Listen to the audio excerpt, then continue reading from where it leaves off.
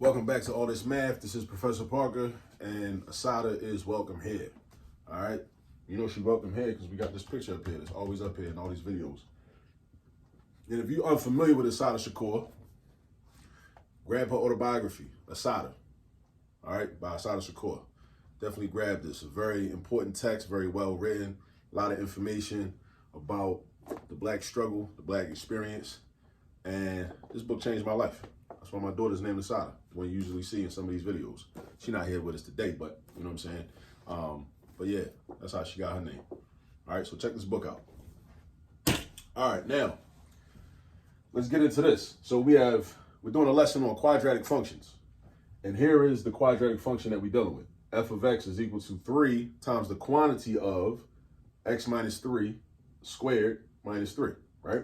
And we got to answer all these questions. We got all this information to glean from this one function. And I'm going to show you how to get all that information. I'm going to show you, right? But first, let's understand what a quadratic function is. Quadratic is what it's called because the biggest exponent you see is a 2. Or the variable, the biggest exponent that any variable has is a 2. Now, this is x minus 3 in the parentheses. But if we were to actually do FOIL method, because you can't just give this exponent to the x or give this exponent to the 3, you would have to actually FOIL this out. If you're familiar with the FOIL method, I got videos on the FOIL method on the channel. Or some teachers don't like the FOIL method. That's cool. Really, it's just a distributive property with binomials, right? X minus 3 times x minus 3. That's what x minus 3 to the second power means. X minus 3 times x minus 3. And then you just multiply every term in the first parentheses by each term in the second parentheses. And then you end up with, well, with this one, you're going to end up with a trinomial, x squared minus 6x plus 9, right? I happen to know that off the top, but that's not really important in this particular video, right? I got other videos where I get into how I know that this x minus 3 squared is equal to x squared plus minus 6x plus 9. But anyway, this is a quadratic. The biggest exponent is a 2. If we multiply this out, the x would have an x squared, right? It would be x to the second power. It wouldn't be x to the third power. Wouldn't be x to the fourth power. Wouldn't be x to the first power. If it was x to the first power, it'd be a linear function, right? And we wouldn't have to do all this if it was linear. You know what I'm saying? We wouldn't have all this to do, right? But it's x to the second power, or it would be. So that makes it quadratic, all right? Quadratic. All right, now, first things first. Does it open up or down? Now, first, like how you know it opens up? If it's a quadratic, the graph is going to look like a parabola. So it's going to look like a U, either right side up, or like a McDonald's arch, upside down, right? Facing down or facing up, one or the other, right? Well, and because this f of x is the same thing as a y, right? You have y in terms of x. So y equals all of this with x in it. That means it opens up or down. If it was x is equal to all of this with y in here, then it would open sideways. It would be like a sideways U going open, facing either the left or the right. You know what I'm saying? But we're not worried about that right now because this is basically y. Make a note of that. Write that down in your notes. Whenever you see f of x, that's how you read this. F with a parentheses and an x inside, and it could be any, like it could be g of x, it could be r of x, it could be h of x, right? And this variable could be different. It could be a b, a a, a c. It don't matter. The variables could be anything. But at any rate, this is equal to y. This is the same thing as y. It's like they like synonyms. You know what I'm saying? They like synonyms. So we know that it's going to be a parabola. It's going to look like this. It's going to be either, let me see. It's either going to look like this, or it's going to look like that. Now, in this particular problem, it's going to open up. It's going to look like this. Now, how do I know that? When the original function is written in this format, right, you got a number, then you got parentheses, you got an exponent, and then plus or minus some other number.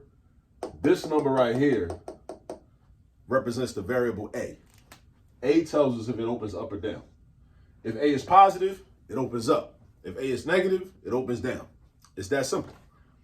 If a is positive, it opens up like this. If this was -3, it would open down like this. So if a, always check for a. Now, if there's no number written here, that means it's a invisible +1, right? If there's no number written here, that means it's a +1 right there for real. And if it's a +1, it's still positive, so it's still gonna open up. So that gives us a little information about our graph. So that part is done. Now the vertex, all right, now, because this is in what we call vertex form, right? It's two main forms that quadratics are written in, either standard form or vertex form. Vertex form is called vertex form because when you look right at it, you can tell what the vertex is. So this is vertex form, right? When you got a, then you got a binomial, and you got an exponent 2, and you got plus or minus some number, right? So how do I know the vertex? The vertex is going to be this number and that number. Because the vertex is a point, right? It's a point, right? So the vertex is a point, right? Matter of fact, that's Asada right there. She's coming in the house now. All right. So the vertex is a point. Every point has an x value and a y value. An x value and a y value. But with the x value, what you want to do is you want to take like the opposite of this. So this says -3. So that doesn't mean that your x value is -3. That means that your x value is actually +3. All right. So that's going to be +3. For the y value, it is what it is. For the y value, it is what it is. You see -3, that means you got -3. All right, so that's your vertex. Again, in vertex form, you should be able to look right at it, and then say, okay, well, that says -3. So for my x value, I'm taking the opposite of -3, which is +3. And then my y value is -3 or -3. That stays the same. So for the x, you take the opposite. For the y, you take what's there. For x, you take the opposite. For the y, you take what it is. All right, so that's your vertex. Now, what is the vertex, though? Since we know it's going to open up, the vertex is going to be the lowest point. It's the point where it stops going down and starts going up, right? That's the vertex. The vertex would be like this point right here. But if a was negative, the vertex would be this point right there. That's the vertex, all right? But then that's the coordinates for the vertex of this function right here. Now, x-intercepts, right? This is the part that's going to take the most work. X-intercepts. The x-intercepts are the points where the graph is going to cross the x-axis. Because keep in mind, we're dealing with the coordinate plane like this, right? That's your y value, that's your x value, right? So the graph, this is the x-axis. So wherever this parabola is going to cross the x-axis, those will be the x-intercepts. Now, how do I figure out the x-intercepts? How do I figure them out? I got to do some algebra. So what I'm going to do is I'm going to rewrite this equation, right, as this. Y equals 3 times x minus 3 squared minus 3. And then I'm going to change this y to a 0 because the definition of an x-intercept is the value of x whenever y is 0. It's the value of x whenever y is 0. It's the value of x whenever y is 0. So this is y, because remember, y and f of x mean the same thing. Y and f of x mean the same thing, right? So we're replacing the y with a 0 because the x-intercept is the value of x whenever y is 0. So then we got 3 times x minus 3 squared minus 3. But then I got to like put this in like standard form, right? So first thing I'm going to do, because I'm following order of operations, is I'm going to do x minus 3 to the second power. So I have 0 is equal to 3. And then this is equal to x squared minus 6x plus 9 minus 3. Notice it's still in parentheses because I got to distribute the 3. I got to multiply 3 by all of this. So I got to do 0 is equal to 3x squared minus 18x plus 27 minus 3. 3x squared, negative 18x. Make sure you understand where all these terms came from. I did 3 times everything inside the parentheses. That's how I got this, this, and this. And then minus 3. I don't do 3 times negative 3 because negative 3 not in the parentheses. It's just minus 3. But I can combine these two. And then I got 0 is equal to 3x squared minus 18x plus 24. I want to solve for x. So I can find my x-intercepts, right? I want to solve for x. So there's a few ways I could do this. I could factor. I could use the quadratic formula. I could complete the square. Factoring is probably the easiest. So I'm going to try to work more efficient, right? So what I'm going to do is I'm first going to factor out a GCF, greatest common factor of these 3 terms, which is 3. So I write 3. And then what goes inside the parentheses? You do 3x squared divided by 3, which is just x squared. Then you do negative 18x divided by 3, which is minus 6x. You do 24 divided by 3, which is plus 8. So that's in the parentheses. You got 3 outside, and you got x squared minus 6x plus 8 in the parentheses. All right? So then we got 0 is equal to 3. And then I can factor this. we could set up two binomials. We got x and we got x. And then we're looking for two numbers, right? And I got videos on factoring trinomials, factoring quadratic trinomials you should check out. There's a whole playlist on those, right? All right, if you need like a little bit of guidance specifically on this part, right? But we're looking for two numbers that multiply to make 8 and also add up to -6. Two numbers that multiply to make 8 and also add up to -6. Not +6, but -6. The only two numbers in the universe that works for is -4 and -2. So we got -4, we got -2, because -4 times -2 equals +8, and -4 plus -2 equals -6. So we almost done, right? This is the longest part of the problem, by the way, right? Finding the x-intercepts on my map. I mean the x-intercepts, not the y-intercept, the x-intercepts. All right, so now we got 0 equals, matter of fact, now we can use the, what's it called? Zero product property. The zero product property, we use that and we set up our equations to solve for x. So now we started out quadratic with the exponent of 2. Now everything's to the first power because we broke it down. We factored it out so everything could be to the first power. So now we can set up equations. So now we can just say, well, x minus 4 equals 0. And we can say x minus 2 equals 0. So then we got x equals 4. Why? Because plus 4 and plus 4. Plus 4 and plus 4. Plus 4 and plus 4. So we got x equals 4. Then over here, the same thing. X equals 2. Plus 2 and plus 2. Plus 2 and plus 2. So we got x equals 4. X equals 2. All right? So those are x-intercepts. So that means that the graph is going to cross the x-axis at +4 and at +2. At +4 and at +2. That's where the graph is going to cut into the x-axis. All right? So we say 4 is one of them and 2 is another one. Right? Now the y-intercept. This is the trick for the y-intercept. Now we could go through the motions and just plug in a 0 because the definition of a y-intercept is the value of y when x is 0. The value of y when x is 0. So I could just put a 0 here and then just do the math, right? Or I could say, all right, well, when this is in standard form right here, the y-intercept is the constant. When it's in standard form, the y-intercept is the constant. When it's in vertex form, the y-intercept is not the constant. But when it's in standard form, the y-intercept is the constant. You should make a note of that. Write that down in your notebook. When it's in standard form. So this is standard form, right? When you got just like ax squared minus or plus something times x plus or minus some number, right? That's standard form. This is vertex form. When you got a number, which is a, times a quantity, right?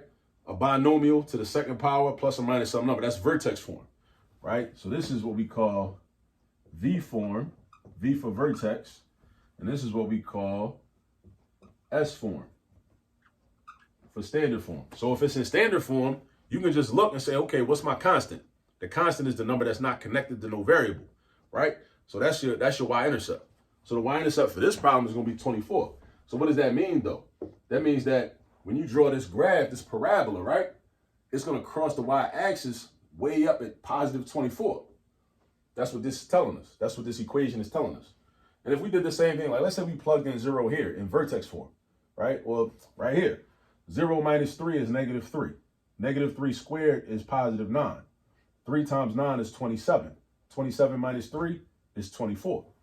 So that's the long way to do it, right? But it's a way to check our work. This is a shortcut. If it's in standard form, the y-intercept is always the constant, right? Like I said. Now the axis of symmetry. The axis of symmetry is the line, a vertical line that cuts the graph in half, right? So basically to find the axis of symmetry, it's a vertical line, right? So it's x equals something, right? It's x equals something. It's a vertical line. It's x equals something. So we got x is equal to whatever the x value of the vertex is.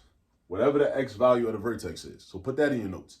The axis of symmetry is a vertical line, in this case vertical, right? Because the parabola opens up, right? If the parabola opens up or opens down, then your axis of symmetry is going to be vertical, right? So the axis of symmetry is a vertical line that is symmetrical. It cuts it in half. Symmetry, right? Means it's even. It's just as much on the right side as it is on the left side. So the axis of symmetry goes right through the parabola, right? So where the line is located, it goes through the x value of the vertex. So we got x equals 3. That's how you do that. So you see, like, when you do these problems, like it's a lot of tricks to it, right? How do you know if it opens up or down? Check that number right there. If it's in vertex form. But you know what? Even if it's in standard form, the A value is still connected to the x squared, right? So it still would be positive 3. So even if it's in standard form, positive 3, it still opens up. How do you know what the vertex is? When it's in vertex form, you just look at it. This number right here and that number right there. But actually, it's the opposite of this number right here, because that looks like minus 3. So that makes that a negative 3. What's the opposite of negative 3? Positive 3. And this number is the same thing. So you take the minus 3, it's going to be minus 3. X-intercepts, you got to do some work, right? You got to solve for x. So you make your y 0. And remember, y and f of x are the same thing. Y and f of x are the same thing, right? And then you make the y into a 0. And then you got to work all this out, multiply everything out, and then try to factor x. If you didn't want to factor, or if it wasn't factorable, you'd have to use the quadratic formula, or you could complete the square. Either way, you got some options, all right? In this particular problem, we got lucky because we were able to factor. Y-intercept, again, if it's in standard form, it's the constant at the end of the problem. Or if it's in vertex form, plug in 0 for x and work everything out. Simplify it and see what you get, all right? Axis of symmetry goes through the vertex. What's the vertex? 3, negative 3. So it goes through the x value of the vertex. All right, now we got to graph it. I don't even got no space for real. But, yeah, I think what I'm going to do is, all right, I'm going to erase this. All right, I'm going to erase this because we don't need that no more because we did this already. All right, so I'm going to erase all this. And I'm going to put my graph right here. That's where I'm going to put my graph. I'll put my graph right here. It's not going to be a perfect graph because you see I don't got like, grids. I don't have like actual, evenly spaced lines and all that. But we're going to make do. You know what I mean? So remember, this is the y-axis. This is the x-axis. It's good to label those because sometimes people get those confused, right? Sometimes they label this the x and this the y. That's wrong, right? That's the x-axis is horizontal. The y-axis is vertical. Horizontal, vertical. All right. Now, how do we graph this? So first, we got all the information we need for real, right? We start with the vertex. You always start with your vertex. So our vertex is 3, negative 3. So we start at the origin. The x value is positive 3. So that means we go positive 3. 1, 2, 3. We pause there. And then the y value is negative 3. So then we go down 3 spaces. 1, 2, 3. And then we stop there. So we start at the origin. We go to the right, pause, go down, stop. That's my vertex. All right. Now, we know the vertex. We also know the axis of symmetry. It goes right through the vertex. So it's x equals 3. When we have a vertical line, it's always going to be x equals a number. There's not going to be no y value in that line, in that equation of that line. So vertical lines is always x equals some number. X equals 10, x equals 8, x equals 0, x equals 500, whatever. Vertical lines, you got x equals a number. So it goes like this, like this, like this, like this, like this. This is the axis of symmetry. All right. What else we going to do? What else we going to do? So my x-intercepts, what's my x-intercepts? 4 and 2. So I put a point right here. This is positive 2. A point right here. This is positive 4. Right? So I got 3 points. So really, I could just draw my graph right now. So watch this. You want to make it look as much like a U as possible. So it goes up. And it really should be more curved than that, but I did the best I could. You know what I'm saying? So that's the graph for real. Now, the y-intercept is 24, but notice this y-axis don't go up to 24. It's going to be off the dry erase board somewhere. Because that's 1, 2, 3, 4, 5, 6. It's going to keep going up. So actually, it should be more slanted in. Like this graph is not perfect. It's not perfect, but it's like quick and dirty. It kind of does the trick, right? It gives you a good idea of what the graph of this function should look like, right? So that's what the graph looks like, right? Now, the minimum or the maximum. Now, because it opens up, it's not going to have no maximum. These arrowheads mean that this graph goes up forever, forever and ever and ever and ever. It's never going to stop going up, right? But it does have a minimum, right? This is the bottom. The bottom is the minimum, right? right? So you would say for the minimum, it's the y value of the vertex. So the axis of symmetry deals with the x value of the vertex. The minimum or the max deals with how tall it is or how short it is, basically. The y value of the vertex. So the minimum is going to be -3. Now, the domain. The domain is all the x values on the curve, on the parabola. All the x values. So think about this, right? The domain is all the x values. Make sure you got that written in your notes. The domain is all the x values that this curve represents or crosses through. Notice how this is going up forever. But you notice how it's getting wider. It's getting wider. It's getting fatter as it goes up, right? It's getting fatter, right? That means eventually it's going to cover every x value in the universe. Every x value in the universe. So that means the domain is going to be all real numbers. So what does this mean? This is the symbol for negative infinity. This is the symbol for positive infinity. So that means it covers every number in the universe. So it's going from negative infinity to positive infinity. That's the domain. All the x values. Because look, this is the x-axis, right? The graph is getting wider and wider and wider. We can't really see it, but because it's got arrowheads, it goes on forever. It's never going to stop. It's never going to stop. So eventually it's going to cover every single x value that exists. So that's why it goes from negative infinity to positive infinity. Now, and also parentheses go next to infinities. If it was an actual number, right, that was included, we would put brackets. But infinity is not an actual tangible number that you can, like, identify, really. It really is more of an idea. You know what I'm saying? So that's why we put parentheses. The range, though, right? The range is your y values. Like, what's your lowest point to your highest point? The range is all your y values, your lowest point to your highest point. Now, we know that the vertex is the lowest point. So it's going to start essentially at -3, right? -3 is an actual number that we can identify and kind of is tangible. So we use brackets. But look, the arrowheads, it goes up forever. Just like it gets wider forever, it's going up forever, right? Because it's going up forever, it's never going to stop. It's going to infinity. And you put the parentheses next to infinity. So the range, it goes from the lowest point to the highest point. The highest point is not an actual point in this graph because it's going on forever up. So it's going to be infinity. All right. Now the domain, it's going to cover all the x values. So it's going to go from negative infinity to positive infinity. Right. So just keep those things in mind. The domain is all the x values. The range is all the y values. The range, the lowest point to the highest point. The domain, how far to the left to how far to the right. And every problem is not going to be like that. Sometimes, you're going to have actual numbers for your domain. You know what I mean? Sometimes for your range, you're going to have 2 actual numbers, minimum or maximum. In this case, we don't have a maximum because the graph opens up, right? So we got a minimum. What's the minimum? The y value of the vertex, right?